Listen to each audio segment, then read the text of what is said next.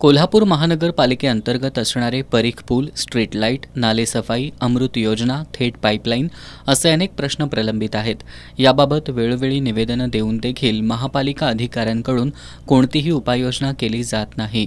या संदर्भात शिवसेना उद्धव बाळासाहेब ठाकरे पक्षाच्या महिला आघाडीनं आज प्रशासक के. मंजुलक्ष्मी यांची भेट घेऊन त्यांना निवेदन दिलं.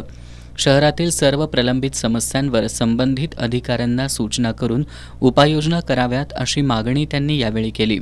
कोल्हापूर शहराच्या प्रलंबित प्रश्नांकडे अधिकाऱ्यांनी गांभीर्यानं लक्ष द्यावं, अन्यथा महानगरपालिकेला घेराव घालून अधिकाऱ्यांना कार्यालयात सोडणार नाही असा इशारा यावेळी देण्यात आला. आम्ही आयुक्त मॅडमना हेच विचारायला गेलो की हे आम्ही जी निवेदनं दिलीत त्याचा पाठपुरावा काय केलेला आहे किंवा त्याच्यावरती काय उपाययोजना केलेल्या आहेत किंवा संबंधित ठेकेदारांवरती काय तुम्ही ॲक्शन घेतलेली आहे.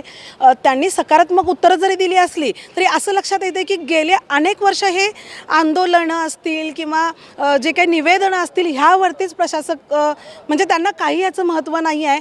सभागृह नाही आहे, नगरसेवक नाही आहे, त्यामुळे ह्यांना विचारणारं कोण नाही आहे. एकमेकांमध्ये कोऑर्डिनेशन नाही आहे. अधिकाऱ्यांच्यामध्ये किंवा कर्मचाऱ्यांमध्ये जे काही कम्युनिकेशन पाहिजे ते त्यांच्यामध्ये नाही आहेत. स्ट्रीट लाईट संदर्भातलं बघितलं तर त्यांच्याकडे स्टॉक उपलब्ध नाही आहेत, लाईट्स बल्ब उपलब्ध नाही आहेत. हे गेले अनेक वर्ष चालू आहे. मग असं असताना प्रशासक काय करतात, प्रमुख अधिकारी काय करतात हे जाब विचारण्यासाठी आज आम्ही आलो होतो.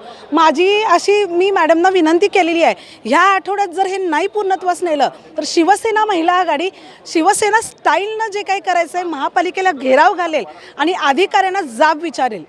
यावेळी रिभा देशपांडे, दीपाली शिंदे, अनिता ठोंबरे, रुपाली जाधव, शिल्पा संकपाळ आदी उपस्थित होत्या.